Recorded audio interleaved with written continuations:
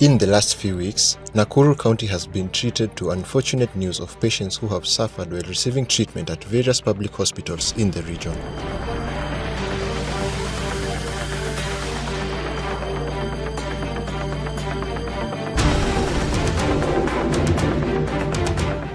More heartbreaking is that these patients claim the incidences were as a result of negligence from the doctors. Mtawangu speaks to Margaret Njeri, a mother who underwent C-section at Molo Sub-County Hospital. Njeri narrates how doctors who operated on her left a piece of cloth inside her body, causing her severe stomach pain. Sorry, nilika ikifikia kitu Monday hivi, nikasikia kuna kitu yenye inatoka huku chini. Kuangalia mimi nilikuwa nadhani ni uzi. Kuangalia ikakuwa ni kiraka. Hiyo kiraka ilikuwa inatoka huku chini na the more inaenda choo the more inaenda ikirefuka. Nikakaa nikaona hapa Jumatatu, Jumanne, Jumatano hapana, ikabidi nikaita mama nikamwambia kuna kitu yenye inatoka huku chini na inatoa maji chafu na inanuka. Akaniambia inaweza kuwa ni nini? Nikamwambia ni kitu kaa kiraka. Akaniambia hapana. Hiyo Saturday nikavumilia hadi Saturday. Saturday kufika ikabidi sasa nimwambie hapana, itabidi tuende hospitali Sunday. Sunday akaniambia haiwezekani juu Sunday kuna kuwa na delay, itabidi tuende Jumatatu. Jumatatu ikafika tukaenda. Daktari nurse mwenye alinikaribisha akaniambia hapana, akanibebea mtoto na kunipeleka huko kwa madaktari wakubwa. Wakakuja kama nurse 10. Wakanivuruta hiyo kiraka. Lakini hiyo kiraka ilitoka kama mkono mzima hivi. Ilikuwa kutoka hapa hadi hapa. Venye walinitoa waliweka kwa karatasi ya nylon, akaambia nurse mwingine enda utupa kwa choo ya shimo. In our quest to find out whether there are similar cases across the county, we meet Ann Mutai. Miss Ann Mutai is still in pain after losing her 10-month-old son at the Nakuru Teaching and Referral Hospital. Analia tu, sasa nikagundua ako na difficulty in breathing. Ni kama akipumua anakohoa hivi. Ni kama nikaona anasikia uchungu kifua. So nilidiscover hiyo masaa ya mchana. Nikasema kesho asubuhi Mungu akitujalia nitaamka mbio niende. Huyo mtoto usiku alilala. Akalala kabisa vizuri hata kusumbua hata kulia. Akalala mpaka asubuhi. Kuamka asubuhi nikaona ametulia tu, nikamweka hapo kwa kiti. Nikamweka kwa kiti hapa na hana maneno, yani anakaa tu amechoka. Hivyo tu. Wakati nilimkaribia kwa sensitive na yeye, nikasikia anagurumia ndani. Sasa ikabidi niseme huyu hapana. Hata niliachanisha kila kitu, nilikuwa naosha vyombo. Kaacha, mimi ninajua mtoto si kucheza naye. Nikaacha vyombo kwa meza ya manguo hapo, nilikuwa nimeweka kwa makarai nifue, nikaachanisha nikachukua mtoto mbio.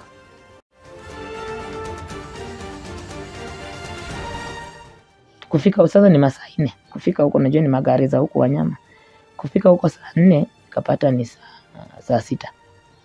Daktari wakatureceive. Nilipata line refu lakini nikaenda karibu nikajieleza wakamchukua. Wakati walimchukua wakamweka kwa haraka kumjaribu kumpea oxygen msaidie. Na wakamdunga shindano ya kupunguza joto. Na wakamlaza hapo wakamtoa manguo zote. Nikaenda hapo na nikamnyonyesha. Na hiyo kunyonya ndio ilikuwa ya mwisho. According to her, the medical staff at the hospital took hours before attending to her son, who had a history of respiratory diseases. Wengi wamevaa white, sijui ni doctor ama ni nurse, wamevaa white wengi sana, wanaume na wasichana. So kufika pale wakampokea, juu nilikuwa nimebebewa kwa oxygen. Wakamtoa kwa hiyo oxygen, ametoka nayo huko casualty, wakamweka kwa hii ward, wakamweka kwa emergency bed.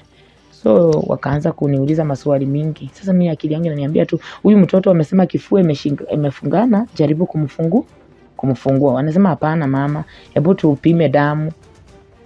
Sasa mtoto anachoka, si mnaona vile anapumua. Simfungue kifua kwanza, ndio at least aweze kupumua. Damu mtatoa tu hata kesho. Miss Mutai questions the professionalism of the doctors, who she says did not decongest her son's chest even though she repeatedly told them that he was having difficulty breathing. Miguu imekuwa baridi. Sasa hata venyewe hizi patikana, wamedunga mtoto. Sasa mtoto ameanza kupoteza nini? Hata asikia hata wakimdunga shindano. Nikamwambia mnaona huyu mtoto vile yako. Si mjaribu kusaidia mtoto apate hewa. Juu hewa ingi hata blood flow imesimama ifike kwa miguu sasa. So wanamdunga hata ashtuki, akaanza kusema unconscious. But they are doing nothing. Unconscious na wafanyi chochote, nao ni kutoa tu damu.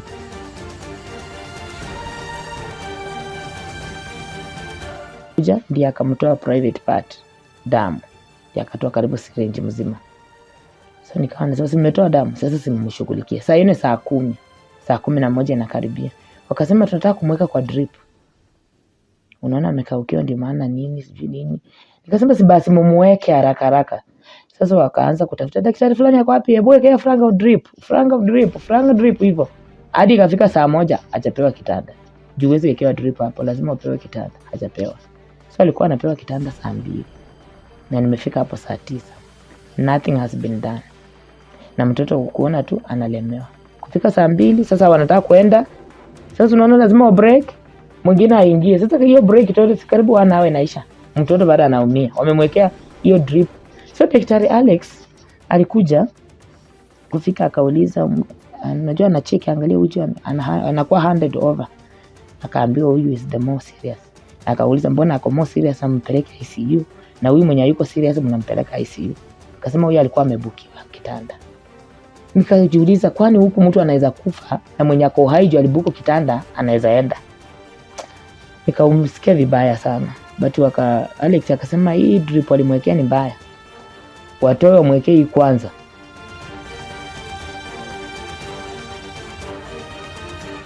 Sasa aliwekewa drip kwa kichwa nini hiyo line kwa kichwa. Juu kwa zilikuwa zinapatikana. Yenye ilikuwa amewekewa kwa casualty ilifunga. So akawekewa kwa kichwa juu ati ndio kunao joto. Akawekewa hiyo drip ikaenda. Hiyo ilifika ikaisha, akawekewa hii. Wakati aliwekewa hii nikaona hakuna tofauti. Mtoto anapumua sasa akaanza kufungua mdomo. Sasa nikaenda kumuita, ona hakuna tofauti, ni kama mtoto wangu anaendelea kuwa wasi. Akamwambia mbebe mbio. Bila wanapenda kuharakisha, mbio akampeleka kwa hiyo kitanda. Akamwekea hiki cha kufunika mdomo sasa atapata oksijeni mzuri. Akaongeza speed ya oksijeni. Inapita, haipiti, kifua haijafunguliwa. Nikamwambia ilikuwa tufungue kifua. Akasema hebu tuone vile ataenda kwanza. Akasema sasa saa yako na kufungua aje ya kufungua kifua. Kitu tutafanya tumpeleka ICU. Ili oxygen iende direct to the lungs. Akasema hiyo kuja itie twende. Akasema nipige simu. Kupiga simu wanamwambia hakuna kitanda. Ms. Mutai explains the ordeal her son went through before the doctor zeroed in on his case. Saturday date 5 August. Tuliingia date 4. Saa 6. Tukaingia ward saa 9 date 4. Sasa hii yote imefanyika date 4 night. Nothing happened. No oxygen mtoto alikunywa tu. Kufika asubuhi sasa 6 date 5 ni babaka anakuja. Akifika ndio akaanza kuuliza mbona. Sasa anajaribu kufuatilia. Wakamwambia sasa wacha tuta. Sasa kitanda imepatika. So ilipatikana saa aje asubuhi na usiku haikuwa. Huyu mtu alienda wapi usiku na wa discharge watu usiku. Sasa ndio nikaenda nikawauliza mtoto wangu kuja muone vile anapumua. Wakakuja mbio wakapata anapumua. Wakaleta vitu pipe. Mbio wakaanza kufungua kifua. Unaona? Na usiku hawajamfungua na walikuwa na hizo, inamaanisha walikuwa na hizo vitu wangeweza kumfungua usiku na apate hewa. Walitoa makamasi nyingi sana kwa kifua. So na hii mimi nimetoka nje, wanatoa nikatoka. Na mzee akasema hii kitu mbona inasema hakuna pulse? No pulse. Inamaanisha roho imesimama kupiga na wanaendelea tu kutoa. So hawakumjibu. Wakasema twenda ICU kitanda imepatikana. Imepatikana kweli. Usiku haikuwa. Mimi nikasema just nataka mtoto wangu apone. Twende. Nikatoka mbio. Nilibeba mtoto akanifuata mbio tukapeleka ICU akatutoa nje. Wakaanza kumtengeneza like 40 minutes tukaingia. But it was too late for baby Frank. Wakati nilikuwa na hasira mzee akumbe amenifuata juu alijua tu mtoto ameenda. So akanifuata. Akamwambia tumejaribu our best. Kila alichoweza akasema mtoto alikufa tu saa 1. Huyu mtoto alikufa tu saa 1 mbona mnatufu? Yaani wakashtuka kumbe anajua. Akasema hapana, akasema alikufa saa 1, I'm not a fool. Losing her son was devastating for Ms. Mutai. She now appeals to the hospital to ensure a similar case is not recorded. Kama watoto wengine wanakufa hivyo, najua wangu ameenda hawezi rudishwa. But for the sake of Atlas, waangaliwe sana. On his part, the Nakuru Teaching and Referral Hospital Medical Superintendent, Dr. James Waweru, explains how negligence is defined in medical circles. Negligence is what we call perception. as mgonjwa anaona kama hajahudumiwa the way they would have expected to be managed. Okay. And the other issue is the issue of space. Okay. Because you find that let me say one some of our wards, so especially the pediatric wards, the numbers are high. For example, you have a ward that should have maybe around 36 patients. You have 74 patients. Okay. So you might feel like you're not being attended as fast as you should. Yeah. Because it doesn't mean that just because the patients are many, and this is seasonal. Yeah. Just because the patients have increased, now we are going to increase the number of staff. Because the staffing is not in it's not for us to decide. Yeah. Just because you have now the patients have doubled, you cannot double the number of nurses. So you'll feel that, of course, the nurses will get overworked. And you feel like the nurses are not coming to you, then you feel like there's negligence. He, however, agrees that he is aware of Ms. Mutai's case. I remember this case very clearly. In fact, of course, we held a meeting about this case. There were 2 beds that afternoon. Okay? So this now there was a young baby who was, I think, I don't know, it's 10 months or 2 months. Can't remember clearly. And then there was this baby who was 8 months. Okay. And now the team on the ground, you have 2 choices here. You either take this or this. Yeah. So they prioritized the smaller baby, whom to them they looked more sick. Yes. So they took this small baby to ICU. Then for this other boy, the boy bed became available the following day in the morning. Yes. So that is what happened.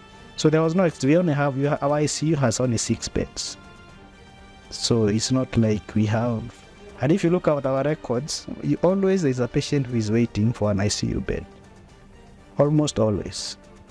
In a shocking revelation, Mtawangu's investigative unit has learned of the alarming shortage of medical personnel in hospitals across the county. A source reveals that sometimes the staff are forced to overstretch themselves, and this makes it hard for them to render effective services. If you take a place like most of the theaters in the hospital, you get in an ideal setting when an operation is, there's usually a surgeon, there's an assistant surgeon, there's an anesthetist, there's usually a scrub nurse, a running nurse, and there is another nurse who is circulating. But in this case, you'll get that you're having this, especially on the nursing department, you're only having a scrub nurse, the running nurse, or the circulating nurse is circulating in 3 different operating rooms. How do you want effectiveness when this person is moving from one operating room to another and the operations are going on? You go to the wards, the medical wards, you'll get a ward which is all having more than 40 patients with only 2 nurses. How? Ideally, the ratio shouldn't be more than 8 patients per nurse. But you see here, you'll get even yourself a single nurse with 40 patients. How are you supposed to render effective work to this care? How are you going to give them? The care is affected.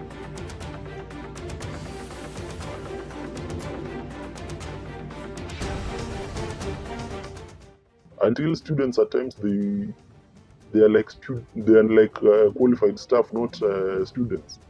They do a lot. Like if you go to the surgical wards, you get the students are the ones who are attending to the wounds, cleaning them, dressing them on their own, which is not supposed to be. It is supposed to be in conjunction with the qualified staffs. You get a nurse who has more than 10 years of experience, has been laid off. You brought somebody who has just finished college. That is almost like a student, because that staff needs these experienced staff to mentor them to gain the experience to work. So with that, you have an inexperienced staff with students. What are the outcomes you expect? Bernard Njoroge chairman of the Kenya National Union of Nurses, confirms that the situation is dire and that the patients will be the ones to suffer. Umesikia mambo ya Molo. Hiyo mambo ya Molo ni kweli yako, hata yako katika social media, na hata sisi wenyewe kama ofisi ambao tuna represent nurses in Nakuru County wametuambia hiyo mambo vile yamekaa, na hata tumejisomea, na hiyo yote inatokana na hiyo mambo. Umesikia watu wamefanyishwa kazi, wamekuwa kichwa imechoka, macho hayaoni, ndio mambo mengine yanatendeka kama hii, na hiyo yote inatokana na kweli na mambo ya upungufu ya wauguzi katika Nakuru County.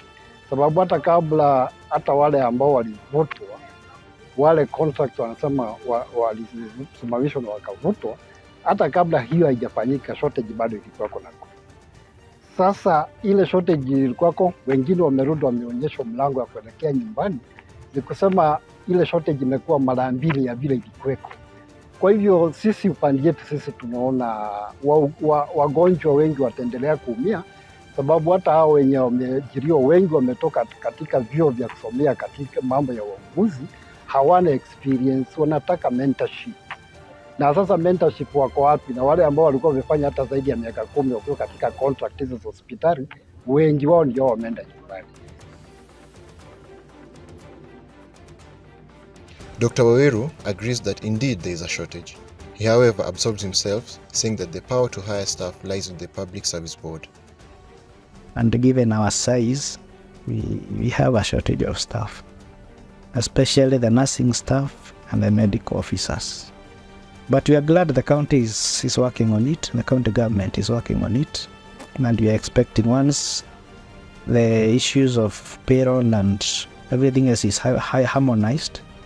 You see now they don't recruit for just this hospital, they recruit for the whole county. So once they do their planning, we are expecting some more staff. But we particularly pray for more nurses and the medical officers. Yes. In an interview, the County Public Service Board Chair, Mr. Charles Moy, says, the fact is we need more staff at the hospital, though the resources are limited. However, the number that we currently have can comfortably serve. With various stakeholders passing the blame from one to another, we can only hope that something is done before it's too late. From Tawango Special Report, my name is Brett Sanya.